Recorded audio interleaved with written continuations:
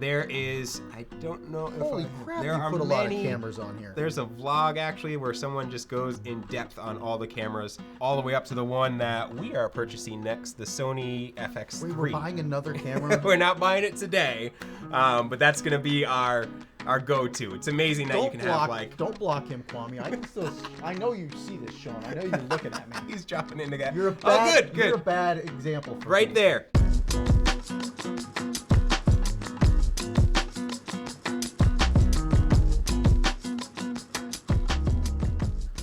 What is up, guys? Thank you so much for joining us. Jason Ellinger, Matt Carpenter, Beard and Bowler. We help nonprofits raise funds and awareness through the power of storytelling via video. In particular, the mission moment that plays right before the big ask at a gala. So before we jump into the session, we thought, a lot of times you spend time just dealing with motivation behind why do you want to do video? What's the point of you guys coming to us? And we like to get to know people just kind of at maybe a little bit more of a personal level. So we thought before we start talking to all of you about how to do video, some of the basics, and really we want to give you the tools to be able to walk away from this session and be doing video now. But before that, we thought it was kind of important because we're a big heart company. So we thought it would be maybe a wee bit important for us to share with you a wee bit of our heart. Yes. First of all, thank you to our entire crew for making this happen. I don't know if you can just get a wide shot of this, guys. Like, this setup is insane today. We spent a lot of time on the setup today. So shout out to the crew in here and then in our little control room back there. Oh, yep, Kwame's gonna give you a shot. Hi, Sean and Robbie. So we got a whole production set up here. You can tell we're a little passionate about video. No, just a little bit. I was told we were coming to a conference. It was a virtual conference. And then I was told, just come here and we'll keep it very simple, very high level. And then I show up and there's like 5 people here. And he always does this. He has a Rodgers and Hammerstein level. Like, he has an idea and then it becomes the big idea, what right? do you want me to use? This is the big innovation. You want me to use like a webcam or something? On my face and just tell him your story. Okay. So my story begins 2007, 2008. I started a professional video production company just in time for that recession. And those were a fun few years for me to navigate. I had some great clients, but I wasn't quite fulfilled. Didn't have a plan. Fast forward, I'm getting married. This is some of the B-roll you see now. Me and my wife, we were getting married. I needed a bit more stable income. So I got a day job with the news. And it's a hard news photojournalist. I would shoot, I had the 4 a.m. to noon shift, and I would shoot, I would edit. It'd be at every fire, every stabbing, every shooting, every murder in the North Jersey area. And it got to the point where it was just kind of taking a toll on me. And I felt like I was doing more harm than good. And I said to myself, what can I do that's going to make a difference? What can I do that's going to make an actual impact? I remember while I was in the news and while I think the breaking point for me was the second kid's funeral that I went to. And my reporter said to me, she kind of nudged me, get the mother, make sure you get the mom. And as I'm sitting there interviewing this weeping mom who just lost her son, I'm still justifying it to myself. Maybe it won't happen again. Next month, next week, next day even, I'd be back in the same places for the very same story. And it was at that point someone told me about a guy by the name of Willie. And he was an urban farmer in probably one of the worst areas of New Jersey. And he had 2 empty plots of land across from 2 burned down buildings. And he was an incredible man. 70, full-time job in the heart of Patterson. This is Willie right here. And he had 2 empty plots of land. Nothing would even grow in this garden. He had to bring in his own dirt for this garden. And he was just such a positive influence. Kids would come in, he'd teach them how to work the dirt and the earth with their hand. He'd be a mentor for them. And he was just a light in a very dark area. And what started happening around him is people heard his story, they saw what he was doing, and the community around him just started getting better. The buildings that were across the street weren't burned down anymore. They started shops and little fridges for people that just needed food. Like, it affected the whole community. And the story was just so impactful for me. I was like, how do I tell this story? Every story needs a good guide. And a Yoda, an Obi-Wan, a good guide, a hero and a guide. And I brought that to my guide, my Yoda, and I said to him, what can we do that's going to make a difference? What would make the biggest impact possible? We still thought it was video. We thought it would make the biggest ding with the least amount of effort. We brainstormed on this. We toiled over this night and day, trying to come up with a plan that would work and that would make maximum impact, I think. And we finally figured out the why. It was the stories like Willie and the nonprofits that were doing good in the world. We just need the how. And spoiler alert, my Yoda was Matt. I don't talk funny. He asked some of the hard questions. Fast forward, that's how we got to where we are today. We found a comfortable niche in nonprofits that do events and galas that bring in a decent amount. That's where we can help the most, and then give them a fundraising tool that they can use going forward for their director of development.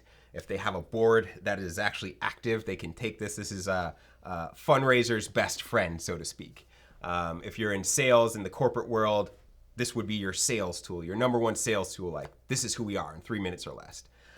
So that's kind of where we found our comfortable niche. In marketing to the nonprofits, we kind of found our people in the for-profit world that just resonated with what we do in our story. So we have a good amount of, it's sometimes a 60-40 split of nonprofit and then for-profit work. So a lot of marketing agencies as well will hire us because, believe it or not, even if you're paying a marketing agency 20, 30K a month for marketing, it's still a mystery to them. So they need help with video as well. And we're a bit more than video. We're creative strategy as well, I'd say. So that's who we are in a nutshell. First off, you did not tell me that you would have all of these visuals. I don't have any visuals prepared. Sean, you did not make me any visuals. We have a visual for Matt, right? Just like an angry Kermit the Frog or something. Kermit the Frog? All right, we got to bring. He puts all these things together, and then sits me in a chair, and then I look like the fool. Wanted to walk you through. I think it'd be good to walk them through what we were going to try to cover. And then I see there's a lot of opportunity for you guys to ask questions. We find that the most value in conferences like this, whether they're large and a little less intimate or really small and intimate, comes from answering the questions that all of you have. We love helping specifically to solve whatever problems are out there, fears, and we've heard most of them many times before. Every time we do this, there's like 50, 100 questions that crop up, like where do I start, technical, budget, all those things. But just because those are the questions that we've heard in the past doesn't mean that they're yours. So we do want to save some time for that in particular. But if we're giving you kind of like a 101, it's hard to say that for some reason. I'm thrown off by the visuals. I know. You had a full movie. It's like his life in Reap. Disgusting. Maybe turn around the monitor. I'm so distracted by that. Very frustrating. But we want to talk about gear on a budget. We'll go through kind of a couple different levels, and I won't go in high level there. Then we want to talk about how do you spend your time, or depending on the capacity that you have, what's the best way to spend your time. And then looks like we just have a whole bunch of extras here to kind of hit on as we feel led. Does that sound right? Yeah. I guess we should shout out our own content. We spend upwards of $4,000 a month on marketing. I'm not even going to say marketing, adding value. I have LinkedIn posts. We decided to use my profile, my personal profile. Sean or Robbie, if you could drop that in the chat for them.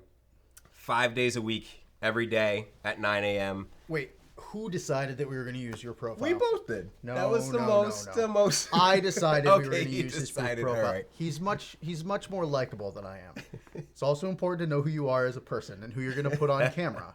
Right? Well, the LinkedIn fan pages don't go up, but we've got a copywriter. He interviews me. He interviews me every week, and he asks me like really thought-provoking questions. So every day there's something of value that we like to add on LinkedIn. Also, if you could check out drop the link for our YouTube shorts in there, Sean. We have 3 days a week. We have quick clips of just behind the scenes, us on set, how we set things up, how we tell a story. We put a lot of effort into adding value because there's a lot of people that want to work with us and can't, and we want to have resources for them. So there's a whole library that we're building multiple times a week. YouTube Shorts, my LinkedIn. Feel free to reach out, follow, connect. And apparently I'm an angry Kermit, so you can look forward to the entertainment value of that. He'll be in the comments. I don't believe you've ever called me an angry Kermit before. I know you love Muppets. I think I'm okay with it. I got to be honest. I think I'm good with it. So why video is always a really good question. I'm going to go to the kind of the assumption that if you're here in this session in a kind of like a 101 on video, you already pretty much buy into this idea that video is going to be important for your organization, for communicating whatever mission or whatever vision or whatever maybe even event you have that's coming forward. I'm really happy to be able to say that if you think, or if you're here because you think video is important, you could not be more statistically correct. All right. And I won't get into all of the like percentages and links. You can get into a ton of that. You can find it on really any site that breaks it down scientifically or sociologically. But just some really high level ones, you see about 400% more engagement. And I think that number's even increased since the last time I was looking at it. If an email has a video that's inside of it, you have a better conversion rate. Even if it's just a cell phone video, people for some reason are drawn to this content really uniquely. In fact, 87% of the traffic that's online this year is going to be completely driven by video. That means people are reading less. All right. I do a lot of copywriting. This is a very painful thing for me to actually have to admit and live with. And I won't even get started on Web3 and what AI is doing to writers. All right. It hurts. I'm okay. It hurts. If you're one of my writers out there, I feel you. I feel you. But the painful thing for this writer to have to tell you is your words, your written words are becoming much and much less effective in moving the needle to get people to an action. Whether that's, and you list these off like an old pro, but whether that's to like, to follow, to donate, to buy, words are not cutting it as much, right? However, video is seeing a higher and higher increased conversion rate. And so video is absolutely not, it's not the wave of the future, it's the wave of the now. And it's only going to get bigger, especially as younger generations come up as they consume content.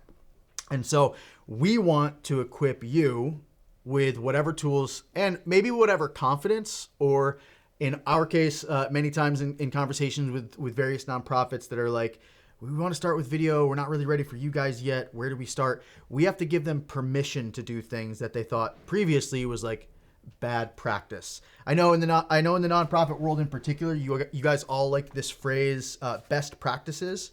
I hate that phrase. Physically, viscerally makes me angry, all right? Because it's essentially a way of saying, well, we figured it out like 20 years ago. Somebody said that that's the best possible way we're going to do it, and we haven't looked at it since. It's the best practice. Technology is not moving at that speed anymore, all right? Stop it. No more best practices, all right? You can just find what is working now, especially when it comes to video, social media, and communication in particular. And with fundraising. If you're here, I know fundraising is on your heart and your mind. The most effective fundraising things that are happening, events and stuff, is fascinating. I should have been reading about all of this stuff since our last talk. Yeah. But the most effective ones are actually some of the most out-of-the-box ideas that are happening right now. So it's not to say your galas and events aren't working, but the way they're presented and the different things that they're doing, now it's the time to kind of start challenging and pushing those things forward. So let's talk. I know you like this subject, right? Yeah. Okay, so let's talk gear. And I'm going to stay somewhat quiet in this because they don't let me touch the gear. Because I break the gear. Not on purpose. We have very different roles. And, he's not even necessarily from a video background, but he was just so good with story. And I call him my story architect. Like, we just I have multiple people here that don't have a video background, but they are very good at what they do in their niches, but probably couldn't hold the camera to save their life or find the record button on it, right? So there are very specific people doing very specific jobs. And we're kind of gearheads. Maybe I'm a gearhead. I'm not a gearhead. That means that you like gear, you like buying stuff, even if you may not use it. He loves buying stuff. What I constantly have to tell myself and what I, as a business owner, is, will this piece of gear make you money? Will this purchase make you money? That's usually the number one question that I ask myself. Sometimes it's not directly. Most of the time it's not directly, right? We try and keep things simple, though. And I don't even have it on me right now, but your iPhone, we have it on me. We have a prop. Look at me. This is your best piece of video equipment that you have access to. Any iPhone in the last 5, maybe 10 years. I'm not allowed to touch gear. Indestructible. Any iPhone in the last 5, 10 years has a 4K camera. Some of them had these wide angle lens, zoom in, like optical zoom. Like this is like unheard of, and it's in your pocket. Audio's pretty solid too. But if you want to take your iPhone up to the next level, let's just talk about that really quick. So first thing is stabilizer. Stabilizer is for getting a nice, clean shot where you can walk, and the gimbal, they call it, will balance the camera for you so that you don't have to hold it as steady as possible. When we're shooting, you can see some of my guys here. These are the types of results that we get with the gimbal. You can see the guys walking, but the camera is very smooth. And unless you're a pro at handheld camera, like Bob is, gimbal is your best bet. I mean, look at these shots that you can achieve with a gimbal. You can get this on your phone, you could get this with a camera, but these will give you nice, smooth shots. See, but you got to understand, because I don't come from the gear background. So I know you're watching this thinking, who's this Yahoo with a weird hat on, right? Who's telling me that I need to buy this $6,000 piece of equipment that I'm going to use twice. Like, this is out of our range. These guys are not realistic. I'm getting there. But okay. Yeah, so there are gimbals for your phone. You don't need a $2,000, $1,500 piece of equipment. There are gimbals for your phone. One is the DJI Osmo Mobile 6, and you can plug your phone right into it and get some of those smooth shots that you saw just a minute ago. Very, very good. Will get you very good shots and will also up your production value. But how expensive is it? You know what? That's a good question. That is a good question. Do we have a link? I don't know if we have a link. I ask good questions, Jason. I have a link right here. These are the questions these people have. Yeah.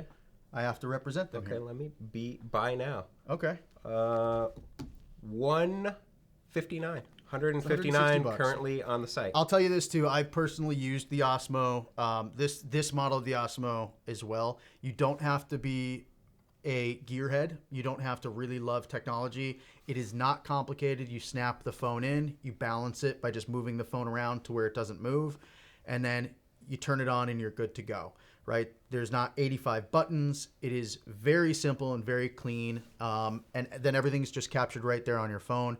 It is one of those tools that will make a substantial difference in anything that you produce for about $160.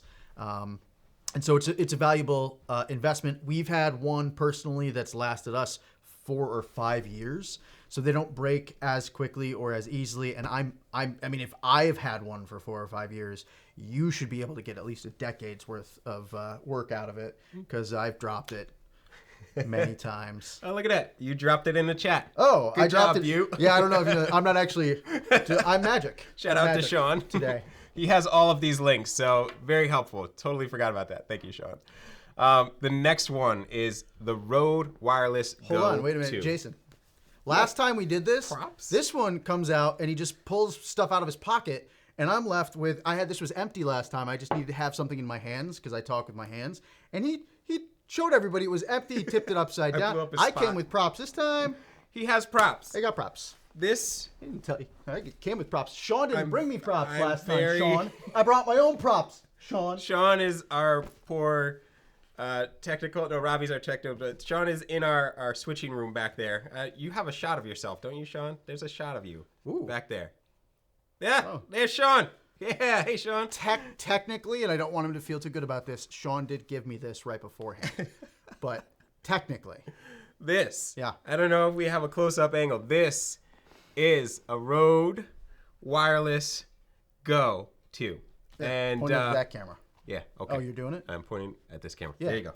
And this is a great tool. You get 2 of these, and you can mic up your talent just like this. Has a little microphone right up top here. Or you can get a little wired mic if you want something. You'll see us here micing up talent professionally. We've used these on set before professionally. Audio is so critical to your production. You can your eyes will tolerate a bad or out of focus shot, but we just can't physically tolerate bad audio. Yep. So it's very important to have good audio. In fact, statistically, people's attention will dissipate off of a video or audio feed content if there is distracting noise in the background and or if the audio quality is poor, about 10 times faster than if the image is a little bit blurry or, it doesn't make sense what you're looking at or the image is not visually interesting, right? And so audio is by far your most important tool. I have something else though, Jason. Uh-oh. You told me you're bringing more props. I have other things. So I don't think we talk about stabilizers again, but in case you don't have $160, right? Or maybe it's just like, hey, we just need to get started on video quickly. We're not going to be moving the camera around. We're not going to be doing it, something like that. What you could use, and you tried to move this on me. You were trying to be like, what is this? Oh, it's on the table over there. Yeah. Oh, you got it back. So I hit it because I didn't want you to see it. So this is about $15 or $16, and it's really just a tripod. This little piece right here is what you put your phone in, right? And so you're able to take. Very impressed. Yeah. Look at these props that you look have at this, today. right? So you're able to just snap your phone right into something like that. It will hold the phone steady. You can make sure it's straight. And it's just convenient to have. You can place it on your desk. You can film things a couple of times. You can leave it with your executive director of development, and ask them to record a personal video to slap into an email. This highly improves your quality. Again, it's only about 10 or 15 bucks. And it does make a significant difference from somebody just standing there holding it with their hand shaking. But you say, okay, well, what about an audio solution? Well, I got something for you. It's under the bowler here. Oh, wow. Yeah. There's so many surprises today. Oh, we're just getting started. Prepared. Shouldn't put cameras on me. That's not a good idea. It's giving too much power. So this is another Rode device. This is just a Rode microphone that's meant to plug in to your phone, right? And so you can't see it directly here, but we can put links in the chat here for you. It has a regular audio jack in case you have an Android or a Google Pixel phone that will just plug directly in. Of course, we're both sitting here with our iPhones, and I don't have my iPhone Rode They do have one microphone. with a lightning port, if you're wondering. And that will just plug in directly there, and it makes sure that you have really clean, really focused audio. These only run about $26, all right? And they are a substantial improvement to any of the audio that you will be recording on the go, wherever you are, even if you have to grab interviews with maybe some of the people that are your clients or your family members or whatever terminology you use for your organization. You just drop this into your phone automatically recognizes it and will start pulling that information in. And that's going to guarantee that you have really, really clean audio. Yes. The ones that I showed you before, the tiny ones, are more for if you have a lot of background noise, you can actually clip these right onto your shirt and it'll get really clean audio, especially if there's a lot going on around you. Matt, we have 3 links. Will you drop them in the chat? I would. Hold on. Let me just do my Dream of Genie thing. Hopefully Sean timed this right. No, it came before. Oh! Catch a cue, Sean. So we have three microphones in there that we can recommend for you. Lights. Lighting is so important. Lighting is so critical. If you couldn't tell from this entire studio how much lighting we have, how much emphasis we have on lighting, down to the bulbs in these lamps are just like, they're specialty lights. You can tell they're purple. You can change those to any color you want. Like, there's so much that you can do with lighting. And the cool thing is lighting hasn't changed in years, up until the past maybe decade, half decade, and LED has just changed everything. So Aperture is the brand that we have all over this studio right now. And you can go, This is one of them that we used in the studio right here. This is a 200X. This is if you're going to have like a permanent setup. But you can also get like small LEDs that will be great for just everyday production. They have tube lights that work pretty well. Somebody could hold it for you. If you're in a dark spot or just need an extra touch of light, what happens when you have soft lighting on your face? It hides all the nooks and crannies and all the things that you don't want. It really smooths everything out and makes the production look pro. Okay. So, but yes. Come on. No one's buying lights, Jason. They might buy a light. They're not going to buy lights. They don't know where to put There are a lights. lot of people. You know, drop it in the chat if you have like a ring don't light or something first off, on your setup. Don't encourage Just him. give it Don't a thumbs encourage up him. or something. No. Like if you have a ring light. I want to know. Oh, look at this. For all of Chat's my, blowing up. Yeah, three people own a light. It's all still right, no, going. stop it. Stop. I'm not going to hear the end of it. This is going to be a very long day for me, all of you people. You know, you just say things so confidently, and you know. So yes, many people have lights. They might be willing to upgrade. No, but I was trying to say, maybe you could say what's an option if you don't have any lights. Like, what's a best case scenario? Okay, I see where you're going. I wasn't just trying to call out. I was getting all some fisticuffs because also I wanted some fine. involvement from the chat. That's fine. Thank you, Matt, for dropping the smaller light in there. Yeah. The aperture light, that is, I think, sub 100, sub 90 if you get it on sale. That's a great LED light. Comes with a little softbox.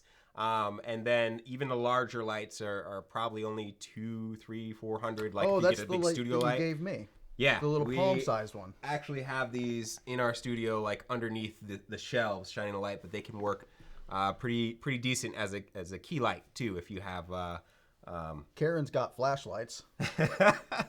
Karen, I feel like you're my people. I feel like I'm talking to you now. I'm glad I feel seen. If you have zero budget for a light, here's what you want to do. Lighting, again, is so important. If your Zoom call or your video is set up and a window is behind you, just be aware there's an auto iris on your phone and on your webcam that will shut down if there's too much light. So if you were shooting into a light source, your iris on your phone will shut down and it'll be dark and you'll be silhouetted. So what I recommend to do is try and get a window in front of you. Even if it's not your desk setup, make sure that window is in front of you and it'll give you a nice soft lighting source. If you have like some sheer curtains or something, that'll give you a nice soft box if the sun comes in there and it's pretty harsh. But try and get that light in front of you. If you have no budget, that's what we recommend of lighting. Natural's always better. If you can't really spend the time shaping and framing and putting the lights around. If you have a small budget and you really want to work with it, it does look more professional and you can kind of control some of those things. But natural is always better. I think we only have, what do we have, like 15 minutes left here, 20 minutes? I think we're doing pretty good. We're doing pretty good. I don't want to spend too much time on the technical side of things. So where do you send them if they have more technical questions? Where I recommend everybody go is my favorite store on the planet, B&H. If you are in the New York area. We have spent so much money at B&H. I have fully funded someone's salary for at least 2 years there. I know Bob, my camera, I mean, you can see with this gear that Bob has brought in today, he's probably funded a few salaries himself there. But that store is, Bob says yes. It's my go-to cinematographer. So much gear. So he puts me to shame with the amount of gear he has. But if you are a professional, they will be able to help you. If you are, it doesn't matter where you are in the country, by the way. Yeah, they will ship to you because of their shipping policy and they I think it's free shipping as well. Yeah. Like, doesn't matter where you are, their return policy, everything, their customer service, unbelievable. You don't have to be in the greater New York, New Jersey area. They ship everywhere. You can literally call them up and say, "Hey, I'm brand new to video, but I want to do some video on my phone. Anything that you'd recommend?" 9 times out of 10, it will be always more than you want to spend. Just a little bit more. I can tell you that 1 time out of 10 that I didn't do what they recommended and I got something that was maybe $100 less than, they recommended something $100 more than I wanted to spend, and I got the cheaper item, and I regretted that for the next 3 to 4 years. And they're so knowledgeable and they won't steer you wrong. I don't even think they make commission, but they will give you a solid setup. They may even give you options. They can walk you through some things. So I think that's good. I think that's enough. Sean can drop the link in there. Yeah. We have a few cameras too that he can drop in there. The Sony ZV-1. Kwame, if you could get a shot, we have that set up here. It's not plugged in, but it's right behind you on the printer there. The Sony ZV-1 is a great point and shoot camera that's very minimal to operate. Thank you for dropping the link in there, Matt. And I'm then just killing it today. The Canon, I'm firing on all cylinders. the Canon EOS M50 is Sometimes I another. impress myself. It's another good camera if you want to step up your game a little bit and have a dedicated camera just for filming, something set up. Those are some great starter cameras. And if not, there is, I don't know if Holy crap, there you are put a lot of many cameras on here. There are many here. There's a vlog actually where someone just goes in depth on all the cameras, all the way up to the one that we are purchasing next, the Sony FX3. Wait, we're buying another camera? We're not buying it today, but that's going to be our go-to. It's amazing that you can have like... Don't block him, Kwame. I can still... I know you see this, Sean. I know you're looking at me. He's dropping in again. You're a bad, good. You're a bad example for right me. there. Think Media, that link that you just dropped in the chat. Watch that if you want anything above an iPhone. This is your full comprehensive camera guide. We have no affiliation with this guy, but it was just that good. It was a great review. He has all of the cameras that you need, start to finish, and just solid overall reviews. I'm starting to piss myself off a little bit in chat. I'll tell you what, right now, I'm just dropping too many encouragements for Jason, links to people to buy cameras. Oh man, maybe we should have used your name. We should have put it under my name. Well, let's move on then to some time and capacity stuff. Yes. Maybe hit that real quick. Okay. So, tips for shooting? Tips for shooting. Okay. Yeah. All right. So tips for shooting, you typically want to think about your angle, first of all. The lighting source and the audio, very important. We went over those. But your angle, too, is also very important. And this is something that when I worked for the news, I kind of would help the reporters out. They loved having me there specifically because I'd get the angle that looked the best. And it wasn't the angle that was below. That's actually, it creates a little bit of power. Believe it or not, angles say something, and you may know this from if you were in the MySpace days where people would talk about the angles and they'd take you could still see it sometimes. They'd take the shot with the phone up here or whatever. Angles say something. They're very powerful. This would be more of a powerful angle, like down here shooting up. This would probably diminish, I'd say. This diminishes your message a little bit. It makes you look small, makes you look a little less powerful. It does have a slimming effect, though, I will say that. So the best is eye level, just slightly above. That's where I'd keep my angle when I'd shoot. That's your best angle going forward. Also, if you have an iPhone, there's this awesome feature on there that you can turn on in your settings. There's guides. So what it'll do, it'll split your screen into 3 sections, and they call this the rule of thirds in cinematography. And you want to have somebody either dead center. I think you can see it here. Yeah, here. You want to have somebody either dead center or in one or the other third. So this is how we divide our shots when we're shooting. And a lot of our interview shots are, facing this way where we have a lot of negative space, or facing this way if we have a lot of negative space this way, or straight on. So that's how you compose your shots the best. Use your guides. Use the cheats that you have already available to you. They're right in the iPhone settings, and that will help you out a lot with your shot composition. Because as you can see, shot composition is very, very important. And you could just tell here how we've composed this shot. Shelves on either side, logo right down the middle, and we're on either side of the logo, so it's very symmetrically pleasing. If you watch shows like The Crown, where it just looks like they have spent all day setting up a single shot, and you could spend all day breaking down that shot because of how well it's composed. And these are little things that convince you that this is a really quality show or a really quality piece that you're going to watch here. You don't understand what's happening, but you know something's better. And it's because they spent time developing their shot. So shot composition is very important. Get to a quiet room if you want to shoot video. If you don't have a quiet room with carpets or a lot of things on the wall or couches, things that absorb noise, and like especially bathrooms and kitchens, sound reverberates off of hard surfaces. So a tip I could give you there, if you don't want to spend money on sound blankets, is number one, sound blankets. But towels will work. and even comforters or blankets, they'll work to deaden the noise. If you're in an echoey space. If you're in an echoey space. If you're in a factory, there's really not much you can do. I mean, we've done sound blankets on big photo stands, but there's really not much you can do for an echo in a large warehouse space. But those are some tips just to get you started on video. That's good. And I just want to say, now let's say you want to take it to the next level, right? You have a gala, you have an event, you have something where it's going to be important that the video is on point. Maybe you're going to write out a script and it needs to be read perfectly. And a lot of times people will come and be like, well, what do I do? How do I make sure that it tells the story that I want it to tell without having to have the person that I'm interviewing say things exactly correct in one shoot, in one go. And this is a little industry tool we call B-roll. And so you could hear us talking at the beginning and you saw different images that were over top of that. What you need to be able to do something like that, because right here you see there's B-roll playing over this. This is This is an example of A-roll. Yeah. So A-roll is Interview the interview footage where the audio, where you're grabbing the audio.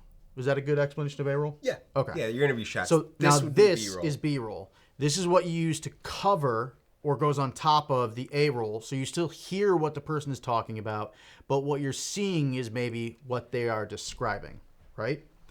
In order to do this for yourself, and this is where a gimbal comes in handy because you can shoot all of your B-roll with that little robotic arm, so it's nice and smooth and pleasing to look at. You're going to need really basic editing software, and you can find some online for free. If you have, depends on the operating system that you're using. If you're using Apple or if you're using Windows or Dell or whatever the case that might be, there are different options for you to edit your video with your A-roll, your primary audio, and then placing B-roll right over top of it. It's going to take you a little bit the first project that you do. So I would encourage you, if you are trying to edit something, don't try to go on the biggest project and do it first. Start with something small, even if it's just some social pieces. What that does, though, for you is it gives you the ability to cut out different idiosyncrasies, sounds, noises, or maybe they said something really perfectly one time and you want to use a clip of that in the overall video to get it down to like a 3-minute video. Being able to just take those basic editing, A-roll and slapping B-roll on top is going to be hugely important.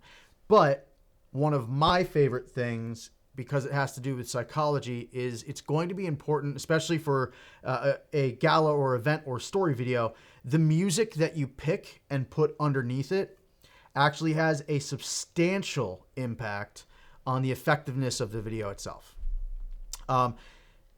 We have access to all sorts of music because it's part of what we do. If you are looking for some royalty-free, free-to-use license so you can put it on your website, YouTube has a fantastic growing library of free music that you can go to. Yeah, and props to YouTube for doing this, even some of the creators that are putting some of their stuff out there for free. This is stuff that you can get into, you can pull a great song from, and you can lay that track at a low decibel level underneath the story, really move your video along, takes your project to the next level. Yeah. Somebody said talk to us about some user-friendly editing software. We'll get into questions maybe in our next session, I think. We have an after party, I think, or something, where we go into it. Yeah. But, it's iMovie is a great one that comes with your Mac. Yep. And then we like Final Cut Pro X if you want to step it up. It's $2.99. You can use iTunes gift cards for it. I'm sorry, this is just for my Mac people. If you are... for me, this is the most intuitive. We actually use this professionally. It's so simple to use and so quick. If you are a PC person, or if you're a Mac and PC person, either one, DaVinci Resolve is actually what all of the Hollywood movies, I'd say most of them, 90% of them, use for professional color grading. What they've done in the past few years, though, is really boost their editing chops in the software. So everything from sound editing to color grading is their specialty, but they're really an intuitive editing software. There are hundreds of resources for training for these in particular software. So DaVinci Resolve, if you have zero budget, is incredible. It is going to be very, very time consuming though. This will be your new side hustle. This will be your second job, because once you get into it, once you discover what you can do, you're gonna be like, oh, like this is gonna be a new hobby for you. If you're looking for something very simple though, I'm going to tell you right now, go to Google and look for online video editing software. All right. You may have to create an account, and there might be a fee, especially for some of the ones that are a little bit more proficient and user friendly. But I'm here to tell you that there are easily about 100 different online video software editing platforms. Find one that makes sense to you, that's going to work for you, that seems like it's an easy drag and drop, and then you utilize that one. You don't have to spend a ton of money to gather some of that stuff online. I'm just going to ask a question here. Drop a heart on this if you have ever edited before. I just dropped something in the chat. Thank you, Robbie, for dropping that mic in. Also an excellent mic. Robbie is our business development guy, so if you need anything, reach out to him. Robbie, maybe drop your email in the chat too, in risk of getting spammed. But reach out to him if you need anything from us. He could set you up. And he was also an excellent audio producer. Look at all of these editors in here. All of these hearts. These are great. We're supposed to like the comment up there, but I like the hearts coming in too. Awesome. All right, so all of that being said, we've given you options for gear, options for lighting, options for audio, cameras, editing software. All of that being said, use this and hire somebody from Fiverr. Should we I just gave away like industry secret right there. Yeah. Like, hire somebody, hire an editor. If you spend any money, your job is not editing. Your job is saving the world. Go save the world. Get somebody from Fiverr. They'll take on short projects. They'll take on long projects. We have someone legit just for captions. It's because 80% of your audience is on mute on social, so you need captions, right? So we have someone just for captions. There are people on Fiverr that will help you edit your project. Now you will have to pick the storyline for them. Yeah, you'll have to pick what we call the sound bites. So after you capture the audio of something, maybe you interviewed somebody and it took them about 20 or 30 minutes to do the interview, right? Transcribe that, and many online services that do transcription. Descript, Temi. Yeah, Descript and Temi. It'll give you time code. Pick your story, pull that out, and give that to the editors. Don't even bother cutting the story yourself. Time code is baked into all video that's being shot. You give them the video file, say these are the sound bites that I want. You can give them a general idea of B-roll, but really there's a lot of incredible talent that is out there, and this is what they do, and it's not that expensive to utilize, and it will save a substantial amount of time. But I like editing. No, and if you like too. editing, go for it, yeah. And how do you find the right person on Fiverr? We just went through this ourselves.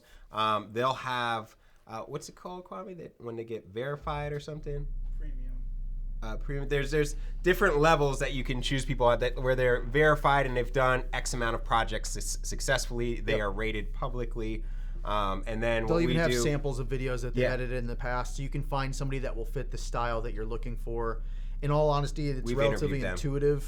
So if you know what you're looking for, you give that a little bit of information, it'll go a long way. Cool.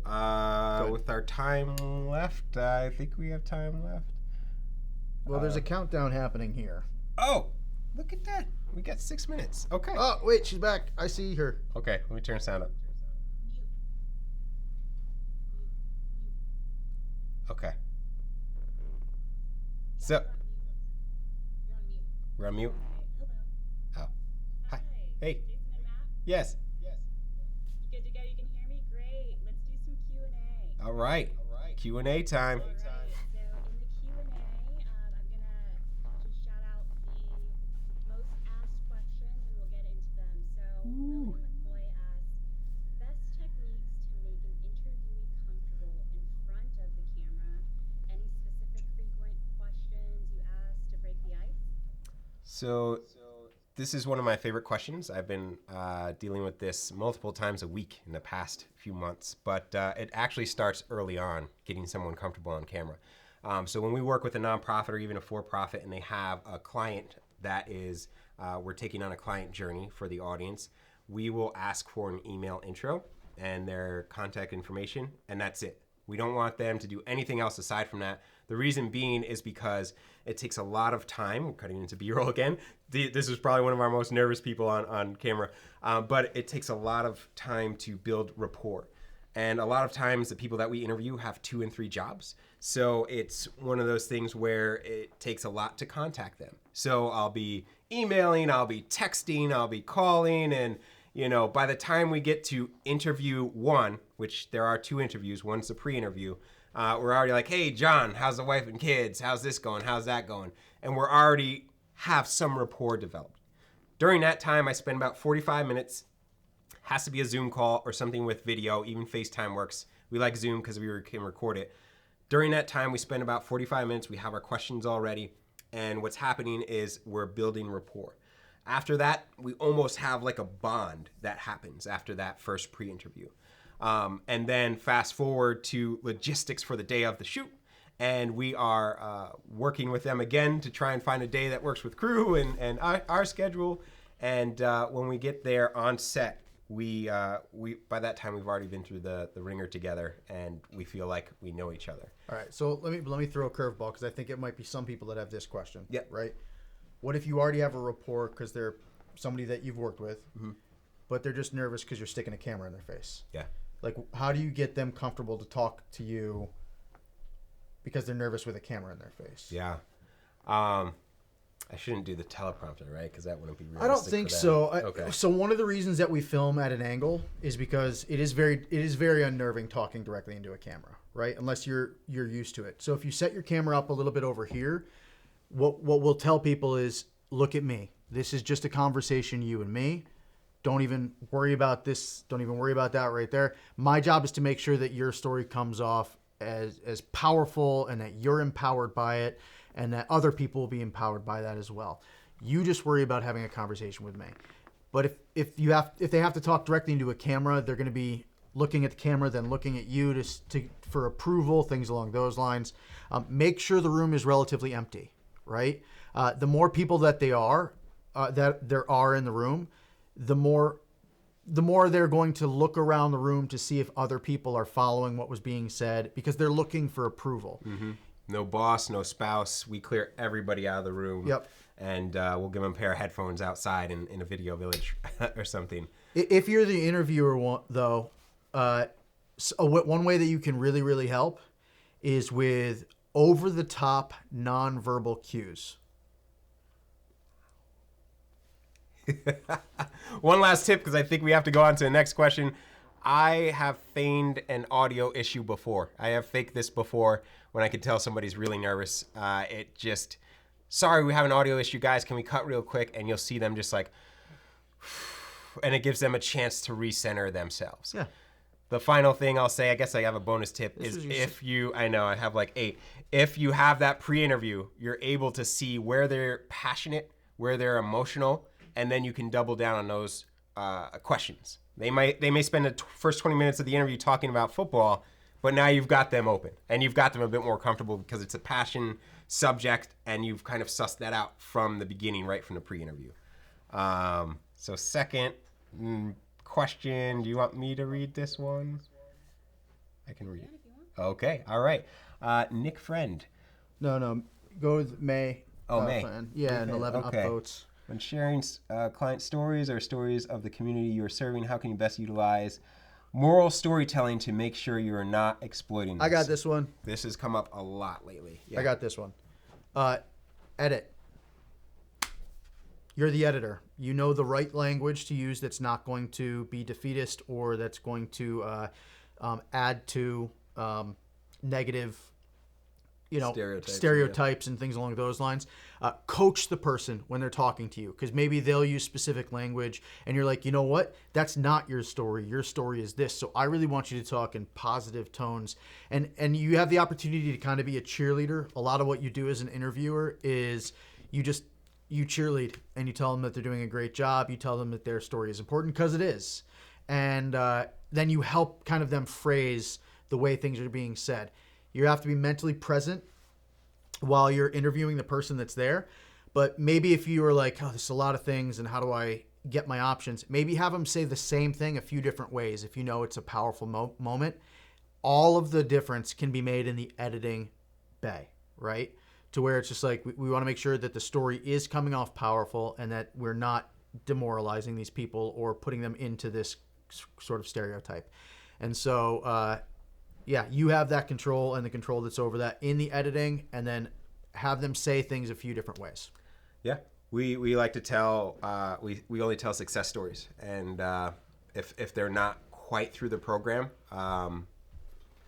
it can come across wrong. And, you know, we call that poverty porn is kind of the nickname that we've termed it, where there are unfinished stories. Just 8 seconds. Okay. Like this is an unfinished story. Yes, unfinished story. So empowering tones. I don't know if we have time for anything else, but.